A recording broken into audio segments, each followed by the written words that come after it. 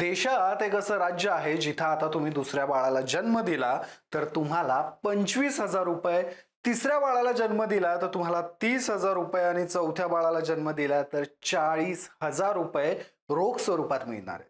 मी गंमत नाही करत आहे, ही वास्तव परिस्थिती आहे. भारतातल्या आंध्र प्रदेशच्या मुख्यमंत्र्यांनी आता तशी घोषणा केली आहे. या घोषणेतून एकापेक्षा जास्त मुलं जन्माला घातली तर त्या मुलांच्या क्रमांकानुसार तुम्हाला वाढत्या स्वरूपात रोख रक्कम मिळणार आहे. जगातील सर्वाधिक लोकसंख्या जवळपास 147 कोटी लोकसंख्या असणाऱ्या या देशात जिथं लोकसंख्या नियंत्रणात आणण्यासाठी कित्येक वर्षांपासून प्रयत्न केले जात आहेत, तिथंच एक राज्य लोकसंख्या वाढीवर भर द्यायचा प्रयत्न करत आहे. यामुळे देशामध्ये आश्चर्य व्यक्त केलं जात आहे. लोक आंध्र प्रदेशच्या मुख्यमंत्र्यांना नक्की झालंय तरी काय असा प्रश्न विचारायला लागलेत. पण वस्तुस्थिती काय सांगते हे जर पाहिलं तर आपल्याला आंध्र प्रदेशच्या मुख्यमंत्र्यांच्या निर्णयामागचं कारण लक्षात येईल. तेच समजावून सांगण्यासाठी पुढची काही मिनिटं मी तुमच्या सोबत असणार आहे. नमस्कार, मी शशी आणि तुम्ही पाहताय cut to cut. Andhra Pradesh महाराष्ट्राच्या शेजारचं राज्य. एकीकडे देशभरात अगदी महाराष्ट्रासहित लोकसंख्या नियंत्रणात आणण्यासाठी सरकार सर्वतोपरी प्रयत्न करत आहे. त्याचं कारण आहे की आपल्या देशाची लोकसंख्या ही 100 कोटींच्या पलीकडे गेली आहे. या वाढत्या लोकसंख्येचा ताण हा इथल्या व्यवस्थेवर येतो. सोबतच वाढती लोकसंख्या ही अनेक प्रश्नांना जन्म देत असते, मग ते प्रश्न सामाजिक असोत किंवा आर्थिक. पण असं असताना आंध्र प्रदेशचे मुख्यमंत्री चंद्रबाबू नायडू यांनी केलेल्या घोषणेमुळे सगळ्यांचे डोळे विस्फारलेत. श्रीकाकुलम मधील नरसन्नापेट येथील जनसभेत बोलताना चंद्रबाबू नायडूंनी तिसऱ्या मुलासाठी 30,000 रुपये तर चौथ्या मुलासाठी 40,000 रुपये रोख रक्कम मदत म्हणून देणार असल्याचं घोषित केलं. या अगोदर मार्च मध्ये विधानसभेत त्यांनी दुसऱ्या मुलासाठी 25,000 रुपये मदत दिली जाईल असं घोषित केलं. त्यामुळे आंध्र प्रदेशात अशी नक्की काय परिस्थिती उद्भवली आहे की चंद्रबाबू नायडू तेलुगू लोकसंख्या वाढावी यासाठी रोख रकमांची मदत देत आहेत. त्याचं कारण आहे आंध्र प्रदेशमधील लोकसंख्येतल्या बालकांच्या प्रमाणामध्ये आणि आंध्र प्रदेशच्या सरासरी वयामध्ये. आंध्र प्रदेशची लोकसंख्या जवळपास 5.37 करोड आहे. सध्या आंध्र प्रदेशचं सरासरी वय हे 32.5 वर्ष आहे, जे देशाच्या सरासरी वयाच्या 28 वर्षांपेक्षा बरंच जास्त आहे. याचा अर्थ हे राज्य वेगानं म्हातारं होत आहे. हा कल असाच राहिला तर 2040 नंतर राज्यात काम करणाऱ्या तरुणांची प्रचंड टंचाई निर्माण होईल. सरासरी वय वाढण्यामागं आणि लोकसंख्या कमी होण्यामागं सगळ्यात महत्वाचं कारण असतं ते म्हणजे घटता प्रजनन दर, ज्याला टोटल फर्टिलिटी रेट म्हणजेच TFR देखील म्हणतात. हे TFR प्रमुख कारण आहे कोणत्याही भौगोलिक प्रदेशाची लोकसंख्या स्थिर राहण्यासाठी. कोणत्याही भौगोलिक प्रदेशाची लोकसंख्या स्थिर राहण्यासाठी 2.1 TFR हा आदर्श मानला जातो, जो आंध्र प्रदेशचा 1.50 वर आहे. याचा फटका कसा बसतो तर 2011 मध्ये आंध्र प्रदेश राज्यात 14 वर्षांखालील मुलांची लोकसंख्या ही 25% होती आणि 2036 पर्यंत जर सरकारनं लोकसंख्या वाढीसाठी प्रयत्न केले नाहीत तर जो दर आत्ता चालू आहे त्या दरानुसार ही वाढ घसरून केवळ 15% राहील.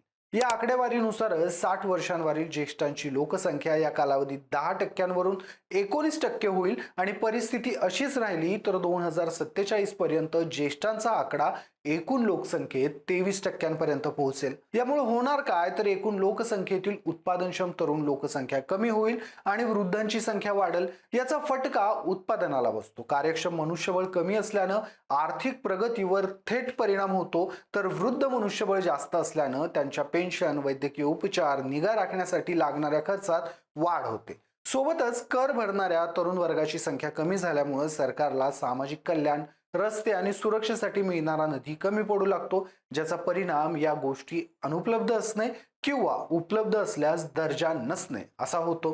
त्यासोबतच सैन्य दल, पोलीस तसेच प्रशासकीय सेवेमध्ये तरुण मनुष्यबळाची गरज असते. जर तरुण मनुष्यबळच नसेल किंवा त्यांची संख्यावारी किंवा टक्केवारी जर कमी झाली तर देशाच्या सुरक्षेसमोर मोठी आव्हानं निर्माण होऊ शकतात.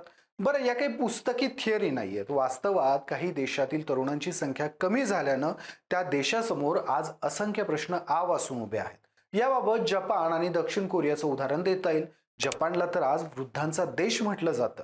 दक्षिण कोरियाला सर्वात कमी जन्मदर असलेला देश म्हटलं जातं. हे दोनही देश प्रचंड श्रीमंत आहेत, आधुनिक तंत्रज्ञानानं समृद्ध आहेत, पण तरीही या देशातील फर्टिलिटी रेट हा अत्यंत कमी आहे, ज्याचा फटका इथं बालकांची संख्या कमी आहे. त्यामुळे भविष्यात कार्यक्षम तरुणांची संख्या ही कमी झालेली असते. जपान आणि कोरियामध्ये ही परिस्थिती आता वास्तवात आलेली आहे, ज्यामुळे जपान इतर देशाकडून तरुण मनुष्यबळ मोठ्या प्रमाणात आयात करतं, किंबहुना आपल्या देशामध्ये इतर देशातल्या तरुणांनी कामासाठी यावं यासाठी वेगवेगळ्या क्लुप्त्या लढवतं. दक्षिण कोरियाची परिस्थिती ही जगात सर्वात भीतीदायक आहे. लोकसंख्या स्थिर राहण्यासाठी 2.1 चा TFR दर आवश्यक असतो, मात्र दक्षिण कोरियाचा प्रजनन दर हा सातत्यानं 1च्याही खाली राहिलेला आहे. ताज्या आकडेवारीनुसार त्यात किंचित सुधारणा होऊन तो 0.80 वर गेलाय, जो काही कालावधीपूर्वी अगदी 0.72 वर घसरला होता. दक्षिण कोरियाची राजधानी असणाऱ्या सोलमध्ये हा आकडा आणखी धोकादायक आहे. तिथलं प्रजनन दर केवळ 0.63च्या जवळ आहे. म्हणजे तिथं लोक मुलं जन्माला घालण्यापासून बऱ्यापैकी परावृत्त झाली आहेत. तर जपानचा TFR हा 1.38च्या आसपास आहे, जो 2.1च्या रिप्लेसमेंट लेवलपेक्षा खूप कमी आहे. जपानच्या आरोग्य मंत्रालयाच्या ताज्या आकडेवारीनुसार देशात वार्षिक जन्मांची संख्या आतापर्यंतच्या सर्वात खालच्या पातळीवर पोहोचली. संपूर्ण वर्षात केवळ 7,05,000च्या आसपास मुलं जन्माला आली, जे इतिहासात सर्वात कमी आहे. जिथं बालक जन्माला येण्याचं प्रमाण कमी आहे, तिथं वृद्धांची संख्या मात्र वाढतीये. त्यामुळे मृतांची संख्या देखील वाढतीये. एकट्या जपानात गेल्या वर्षी एकूण लोकसंख्येत वृद्धांच्या मृत्यूमुळे 9 लाखांची कमतरता आली होती. याला डेमोग्राफिक ड्रेन असं म्हटलं जातं. बरं, हे सगळं का होतो किंवा जन्मदर कमी का होतो? तर आधुनिकीकरणाच्या सध्याच्या युगात शिक्षित कुटुंब ही 1 किंवा 2 मुलांवर थांबतात. बऱ्याचदा आर्थिकदृष्ट्या सक्षम व्हायचं, स्वतःच्या पायावर उभं राहायचं किंवा आपल्या मुलांना उज्ज्वल भविष्य देण्यासाठी अगोदर आपण आर्थिकदृष्ट्या स्वावलंबी व्हायचं, अशा अनेक कारणांसाठी स्त्रिया मुलांना जन्म देणं लांबवतात किंवा टाळतात. एकदा वय निघून गेलं की त्याचा परिणाम हा पुन्हा फर्टिलिटी रेटवर होतो. आपसुकच बालकांची संख्या कमी होते. दक्षिण कोरियामध्ये जेव्हा काही सर्वे केले गेले तेव्हा तिथल्या स्थानिक मुलींना विचारलं गेलं असता त्यांनी उत्तर दिलं की आम्हाला मुलं जन्माला घालायची आहेत, मात्र त्यासाठी आम्ही आमचं करिअर बर्बाद करू शकत नाही. कारण देशामध्ये सध्या महागाई किती आहे, मुलांचं शिक्षण किती महाग आहे. त्यामुळं आम्हाला अगोदर आर्थिकदृष्ट्या संपन्न होणं गरजेचं आहे.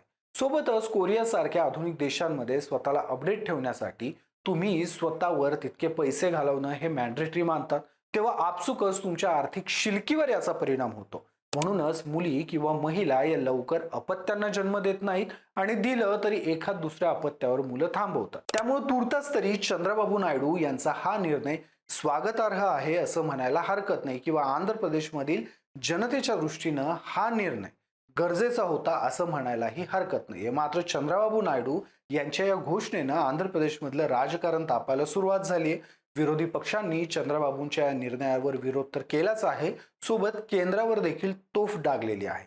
केंद्र सरकारनं गेल्या काही वर्षात कौटुंबिक धोरण नीट न आखल्यामुळं ही सगळी परिस्थिती उद्भवली असल्याचं विरोधी पक्षांकडून म्हटलं जातंय. त्यामुळे एकंदरीतच चंद्रबाबू नायडू यांचा जास्त मुलांना जन्म घालण्याचा आणि त्या मुलांसाठी रोख रक्कम मदत म्हणून देण्याचा जो निर्णय आहे तो आंध्र प्रदेश जनतेच्या दृष्टीनं जरी गरजेचा असला तरी इतरांच्या दृष्टीनं मात्र वादाचा ठरतो.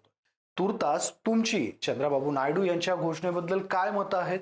तुम्हाला हा व्हिडिओ आवडला का? मला कमेंटमध्ये आवर्जून सांगा. व्हिडिओ आवडला असेल तर व्हिडिओला लाईक आणि शेअर करायला विसरू नका.